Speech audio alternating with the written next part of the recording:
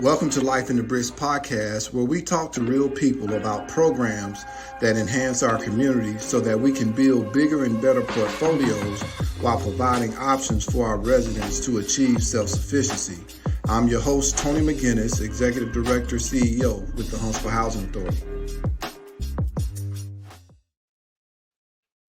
Man, I'm loving that new intro. That's pretty nice. Kiki did a great job with that. So today I'm excited to have our host. And before I introduce our host, I just want to thank Fred McGinnis for being on the podcast. Welcome back, Fred. Appreciate you being here. Yes, sir. I'm excited for those who will be joining us. And again, remember to share this on all your social media platforms and any social media that you have. Share the platform as much as you like. Today, we have a really, really special guest to the podcast. We have the director of Huntsville Public Housing. Well, we have the public housing director for Huntsville Housing Authority on the call with us. She's been in this position fairly new, but she's also the 2023 Young Professional of the Year for the Huntsville-Madison County. And man, that's a tremendous accomplishment. And so welcome to the show, Terica Pope. We thank you for being here today. Welcome. Thank you. So Terica, today we're going to be talking mostly about public housing.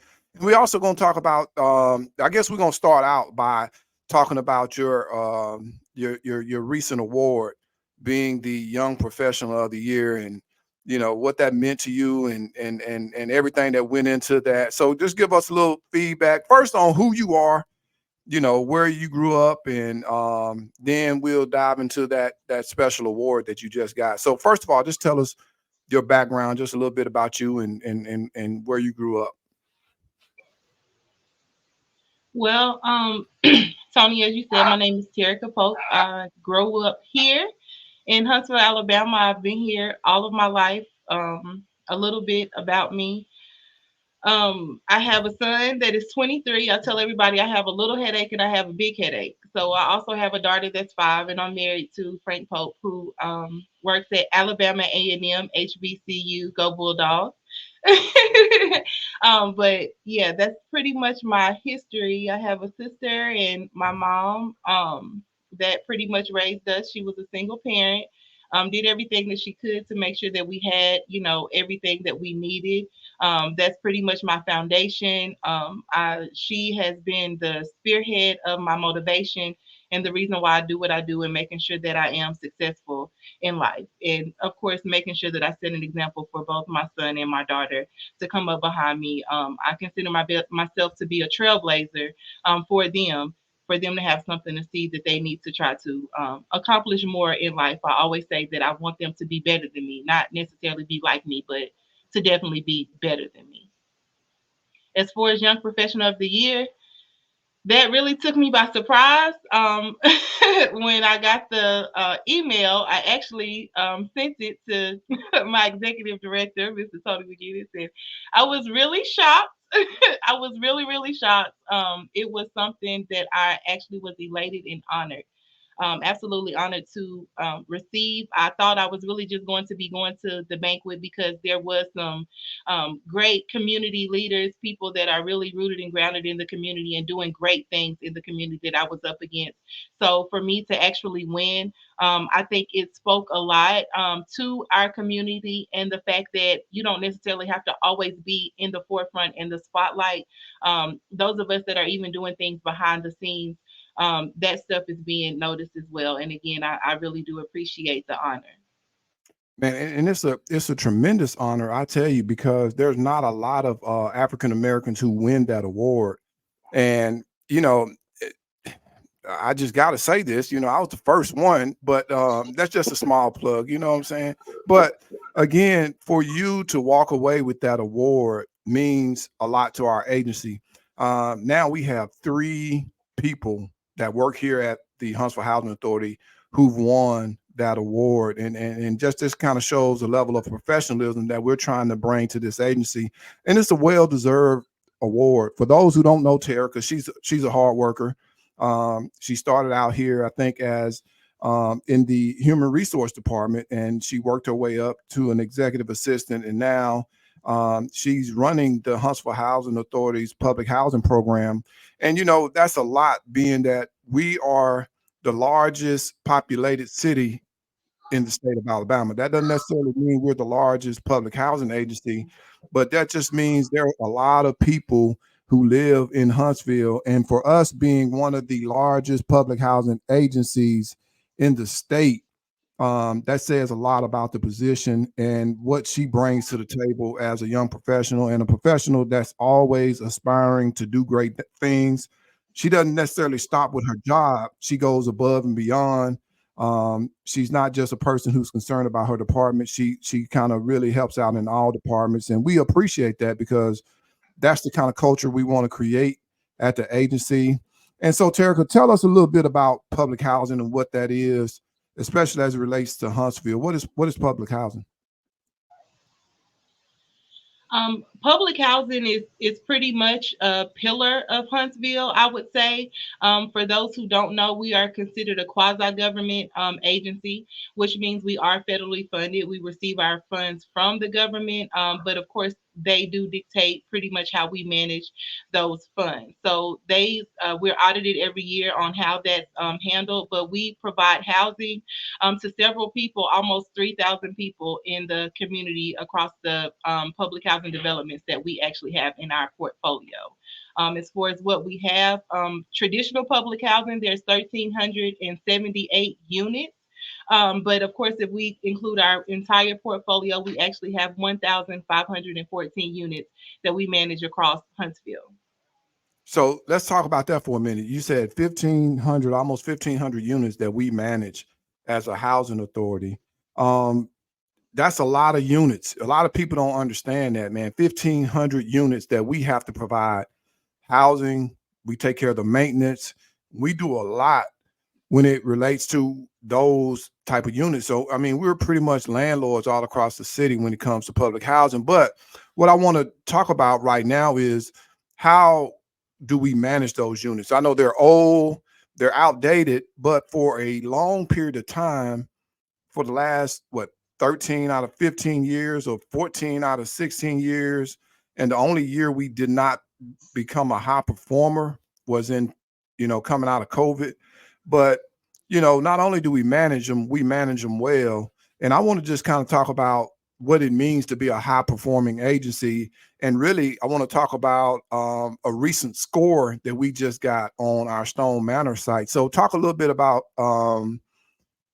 high performer and what that means, and then the recent score that we just got on our first Inspire inspection.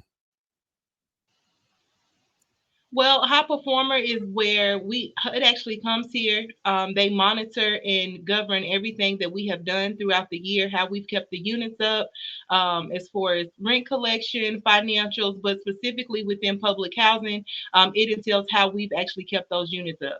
So we actually have a list of things that we go through with the HUD inspector, which comes down here, designated by the field office to inspect our units, to inspect the upkeep of them, to make sure that everything has been up to code and that we are indeed providing safe, livable units for our properties. So recently, which I'm very, very proud of, we've actually embarked on another scoring platform, which is Inspire, that has been implemented by HUD.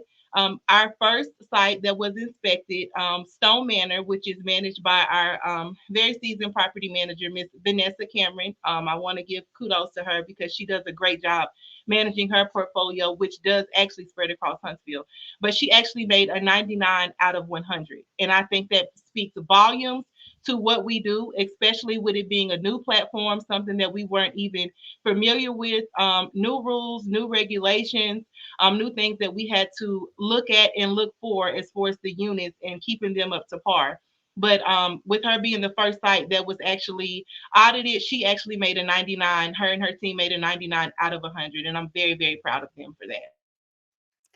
That man, that definitely deserves a round of applause, Absolutely. because oftentimes what happens, we have these older units that were built in the early 60s, late 60s, and they've kind of outlived their useful life expectancy, right?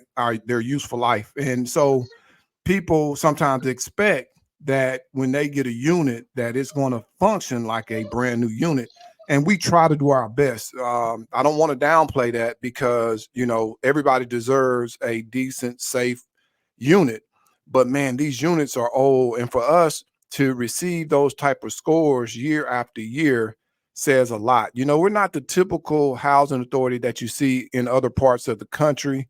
We do a great job of not only taking care of the buildings, we try to do a great job of landscape. We're not perfect, but we try to make sure that we have our units in a respectable place. And it's all because of leaders like Terica and her team, who make sure that those units are taken care of. Fred, you can remember going back in the day, you know, um, how our unit, our apartment used to look, and that's Mhm. because of maintenance and management, but it's also how we kept the unit and how our mom made us keep our units. So you want to talk a little bit about that and what that means as a young person on how to keep these units?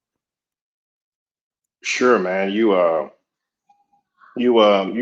when you growing up in the projects or in public housing like we were, you wanted to uh, make sure that you presented your home as if it was a mansion, right?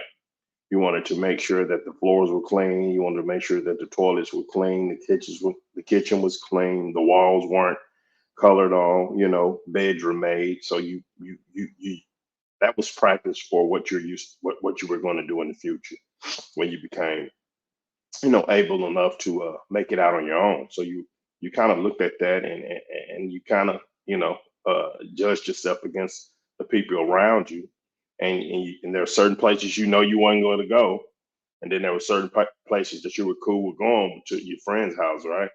So, but yeah, that's just I just think that helps build the character in a person's how they upkeep their the place where they live or whatever, and the maintenance of it. And I recall Mama, she would have the maintenance come in and paint the wall or do whatever she needed to do if there was an issue with the chip on the wall or anything. So yeah, man, that's a huge. I think that's just a step of training you what you were going to do or what you were going to need in the future when you became eligible or able to be out on your own. So I think it's just something that we were getting accustomed to.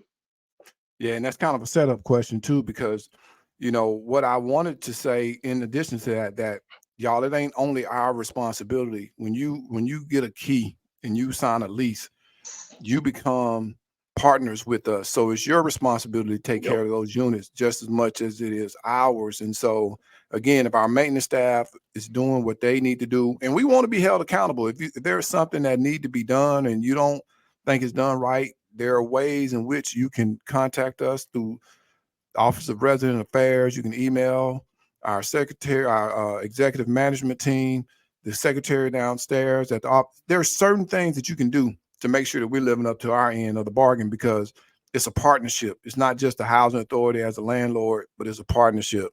So, Terica, tell me this: how do you qualify for public housing? How does a person qualify? Well, I'm glad you asked that, Tony. And one thing that I do want to point out, that is a very common misconception as far as public housing is concerned, is people think that any and everybody can come. They look at public housing as a last resort factor as far as being able to have somewhere to stay. But we do take things into consideration as far as like your criminal background. If you've ever been evicted, we take 3 years of eviction into consideration, which typically disqualifies you unless there's extenuating circumstances. We also take 5 years criminal history into consideration when we're looking at if you are qualified for public housing. We look at things like, if they're sex offenders, drug activity, things like that, because we do care about the families that we already have here, and we want to make sure that they feel safe even when they come home, and even when there's new people, that's coming into the developments or whatever. But we take all of that into consideration. We look at your income. Just because you don't have income, that doesn't necessarily mean that you don't qualify. And then likewise, when you do have income, yes, you still qualify. We look at the number of people in your household. So we take all of that into consideration. So we don't like to say that, no, you're not qualified, or this is going to disqualify you. We have single dads. Even a lot of people think that, because it's a guy, we have single males that apply or whatever, and they are qualified. So all of those different things are taken into consideration when you apply for public housing. Terica, for the people on the outside looking in, give them a snapshot. It's like a hypothetical snapshot of what it would look like for a single male who makes decent money to come in and meets all the criteria to come in and qualify for housing with you guys. I'm talking in terms of the money, and versus what it would look like going into an apartment, just on the regular, just for some landlord. What does that look like in terms of the finance side? Okay, well, what we do is we take our payment standards, and if you look at that, it's 30% of your income that we consider. So usually a single male making anything $20,000 or below, he would be able to come in and apply for public housing and be considered to be housed in one of our developments. Okay. Okay. And I'll add to that too. You can make up to 80% of the area median income. So a family of four could make, I think the last time I checked, it was close to about $69,000 a year for a family of four. So mom and dad both can be working entry-level jobs and still qualify for public housing. So one of the things Terica talked about is that criminal evictions, period, criminal backgrounds. We're not just taking anybody. You got to have a decent background history in order to move into public housing. And also, I try to let people know, man, do not get evicted. Come and be a good neighbor. Terica, what does that look like as a resident? What does it look like to be a good neighbor in a public housing unit? In a public housing unit, being a good neighbor, for one, is making sure that you are held, even being held accountable of what's going on in your neighborhood. A lot of times we try to encourage them to form neighborhood watch groups. Different things go on. A lot of times not during the week, but especially on the weekend. The company that you keep. A lot of people don't know that on our lease, it actually states that you are held accountable for the company that you keep. So if you have someone coming over to your house on the weekend that's doing something unlawful, that's starting altercations with your neighbors, this, that, and the other, those are grounds of eviction, and that is outlined in our lease. So being a good neighbor is making sure that even the company that you keep is good company, making sure that you keep your unit clean to alleviate from rodents, pests, anything like that, and then also keeping the appearance of your yard up, not having everything out in your yard, making sure that you clean up in behind your children, keeping trash up, and then making sure even that the furniture that you put on your porch is actually, furniture that's supposed to go on the porch. Again, just making sure that there's a good appearance in the development itself. And when you see things that are wrong, or when you see things that need to be attended to, then make sure you report it to your property manager, so they are able to communicate with the maintenance staff and anyone else that needs to be aware of what's going on, how you need to do, or things that we need to do to make sure that the neighborhood is being kept up the way it needs to be.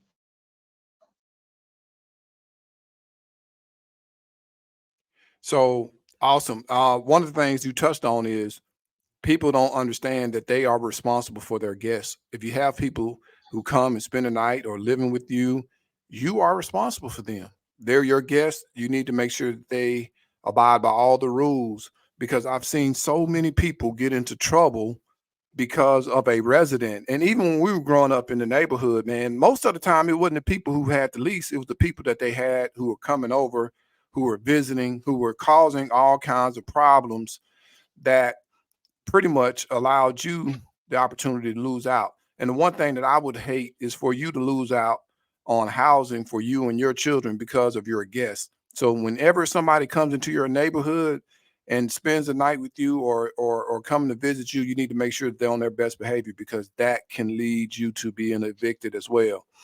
One thing I want to talk about too is this.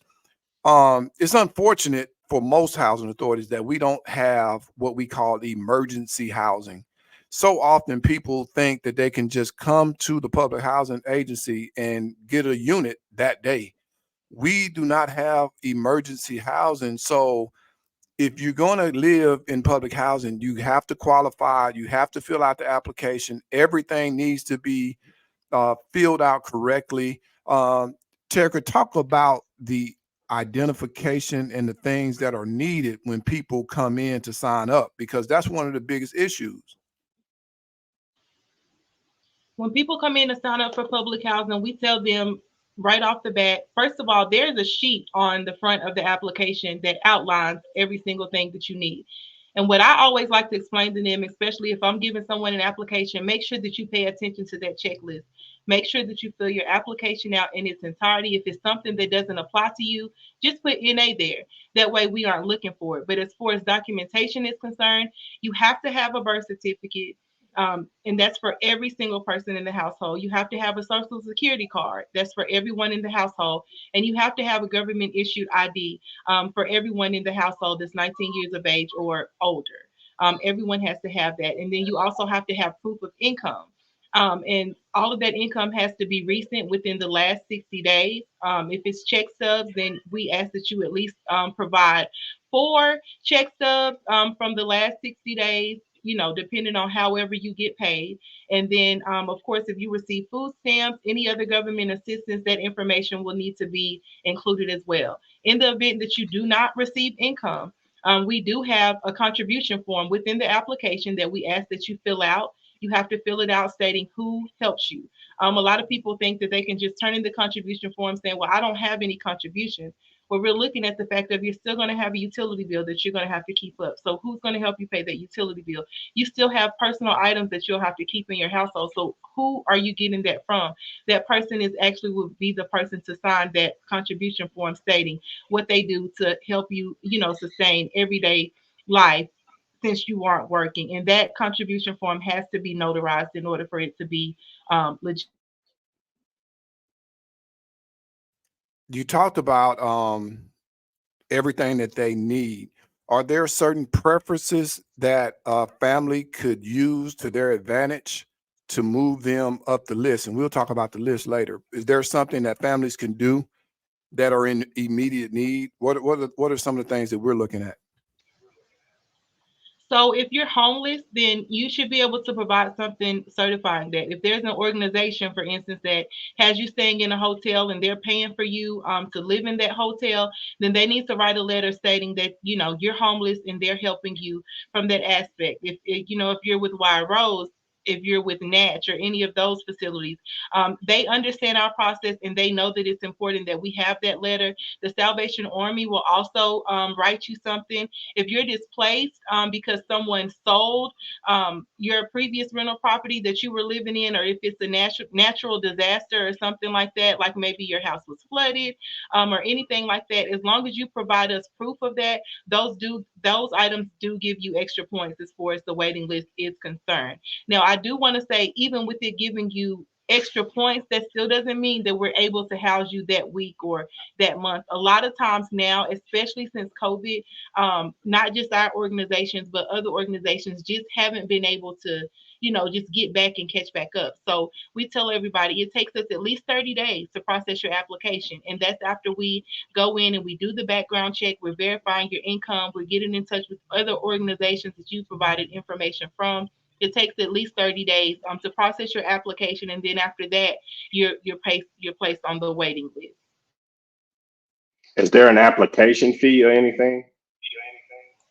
There is not an application fee. Now, we do have a set deposit, and we do try to tell people when they do apply, even through all of your other expenses, if you know you're looking to be into housing, that deposit of $100, we ask that you go ahead and just put to the side, so that way when we do call you and tell you that we have a unit available, that you are ready for that. Of course, your rent is based on your income, so we won't know that, of course, until we have all of your income factors in place. But it's always $100 deposit, and then whatever your first month's rent is, whether that's prorated based on the date from when you move in, or if you move in, on the first of the month, then that would be your rent for that month. But it's always just a $100 deposit across the board.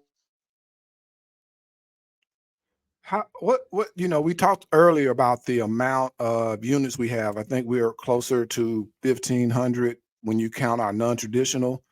What does our waiting list look like? Well, right now, Tony, we have 573 families on the waiting list across the board. That includes for all of our bedroom sizes. So our waiting list is actually pretty long. Our waiting list for our one bedroom, we actually had to close because there's so many people on there. And of course, the one bedrooms don't come available as much as our other bedroom sizes. So we actually open and close that waiting list when we need to. And that too is governed by HUD. So we have to notify them when we're opening it as well as when we're closing. 573 people on the public housing waiting list. There's a need for housing. And when you have 573 people on the waiting list, everybody doesn't necessarily look like what you think they look like. We have people who are running because they're in the domestic situation, people who have lost their job, people who just are coming in from a bigger city and they get to Huntsville and they just don't have everything that they need at the appropriate time to go out and purchase something, or they can afford the rent that Huntsville brings to the table now. So 573 people. Don't get frustrated with the housing authority when you fill out an application and nobody's called you in 2 weeks. With 573 people on the waiting list, it's a lot. And then talk about this, Terica, the occupancy rate. We talk about the units we have, the waiting list, but what's our occupancy rate most of the time? Before that, Terica, I want to really say this. We say 573 people are on the list. That's really not an accurate number, because if you think about it, the person that's actually applying may have kids, may have 2 kids, may have 3 kids.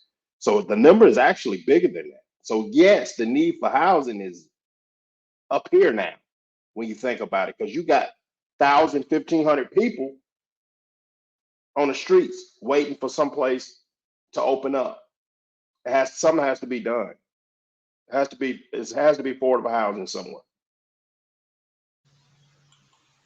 Fred, you are absolutely correct, and that's why when I said that, I said 573 families, because you're right. We don't know right off the dynamics of everybody that's on the waiting list until we actually pull their name from the waiting list and see who all we are attempting to house at that time. But as far as the occupancy rate, HUD requires us to have a 96% occupancy rate. Here at HHA, we strive our best to have a 98% occupancy rate, just more so because we are aware of the need in the community as far as housing is. Awesome. If and again, if we're striving to have 98, there are times when we miss that mark because we have to do repairs on units when families move out. So that turnaround time kind of is dependent on how a unit was left. So we're doing all that we can to make sure that we provide housing, because there's one thing I know: if there's a shortage of affordable units, then all of our units need to be filled. We can't have units that are unoccupied if we have a shortage. And so we're doing all we can to work on that. And it takes everybody, and it takes us not only making sure these units are turned, but again, making sure that we have good neighbors who make sure that they tell us if there's something going on with their units. And Terica, you did a great job just kind of talking about the public housing program, but I know that you've had some experience yourself, with public housing. What was that personal experience like for you and your family living in public housing?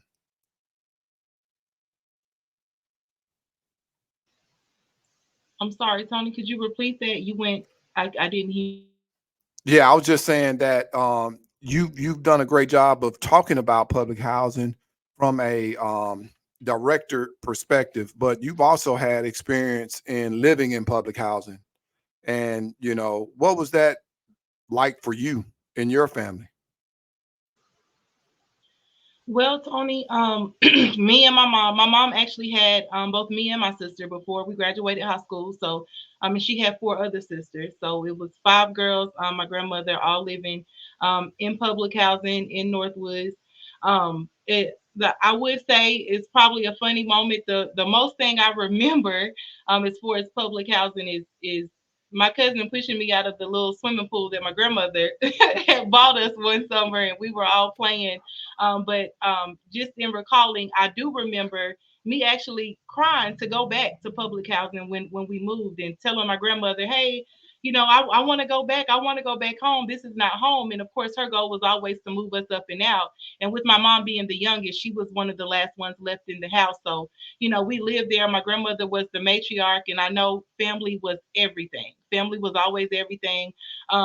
Everyone always, called my grandmother Robbie, so I was used to family, I was used to togetherness, and I was used to, people coming in and out and really learning what it means to be family. So you touched on a very, very important aspect of public housing. It kind of created a sense of community, family for you, even back then. And that's something that we got to touch on now more so than ever, because I feel like sometimes it's us against the world when it comes to public housing. But you talked about it, not just your immediate family. When you are public housing, it's family for real. And Absolutely. we gotta start getting back to that. These young people need to even know what that looks like. They need to understand that it's not about being a bad neighbor and stabbing your neighbor in the back. And we got to understand that you got to create family and unity, and you won't be able to appreciate it as much until you get older. So I can definitely appreciate that. You talked about a very funny, memorable moment, and I can appreciate you talking about that as well. Is there anything that you want to share with us that you feel like we can do better as it relates to public housing, or there's something that you see sitting in the seat that you sit in that you feel like needs to change as we kind of wrap this thing up? I'm glad you asked that, Tony. I want to first off say that being the director of housing operations for the Huntsville Housing Authority is not just a job for me. Again, like I said, with my mom and my aunts, growing up in public housing and everything, I still know a lot of people that lived in public housing and have lived in public housing. My bachelor's degree is in human services, and my master's degree is in public service. So again, this is something that's near and dear to my heart. I'm working in the field that I went to school for because this is something that I've always wanted to do, is serve and help people. If it was one thing I could say as we conclude this call, is that don't count the residents of public housing out. Mm. When you look at me, when you look at others, when you look at Tony, when you look at Fred, you never know that you're looking at people that are products of people that came from, lived in, and may have lived in public housing. So and we're making it. We're okay. Right. And we're living our lives just like you and just like the next person. It's all about what we can do to actually impart in and actually help uplift and upbuild the people that actually live in public housing. When you're trying to think of something else to do, something you want to donate to, something you want to participate in, call the housing authority. See what we have going on. See what it is that you can help, even our residents. See what you can do to even help us or whatever. Try to keep the residents apartments up. Again, we're never ever fully funded, so there's always room for us to take in additional funds just to help keep the apartments up. And if you see that it's something that needs to be done in public housing, get out your card, talk to the people. They're not scary people. They're people just like you, and they're people just like me. See what you can do to help outside of just judge the people that live there, because just because they're there doesn't mean that they're not anybody, and just because they're there doesn't mean that they want to be there. We have goals and aspirations just like the average American does. Woo. That's what I'm talking about. Mm. Preach. That's what I'm talking about. Yes, man. That Good job. That's was deep. an awesome way to close out this conversation. Terica, we appreciate you taking time out your schedule to meet with us on this episode of the podcast. I really want to do this because it really kind of kills two birds with one stone. You know, we're giving people real information from a real person who understands. You know, when they go back and look at this episode, I'm sure there are going to be some questions that all they have to do is listen. They'll be able to get those questions answered. You talked a lot about the program of public housing and what we got to do. So we appreciate that. Fred, we appreciate you being here. Always behind the scenes. Kiki, thank you.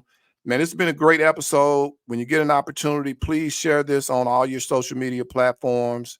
Go back, listen to it. If you didn't get a chance to listen today in its entirety, go back and look at it. And if you have questions, reach out to us. We're out there. We're not hard to find, and we want to continue to do all we can continue to do to bring this community up and create more awareness about public housing, because the need is great. Our city is growing. We don't want to leave anybody behind, and we want to bring the next future leaders to the platform. So again, thank y'all for being here. It's been an awesome episode of Life in the Bricks podcast. Thank you. Thank you guys for having me. Good job, Terica.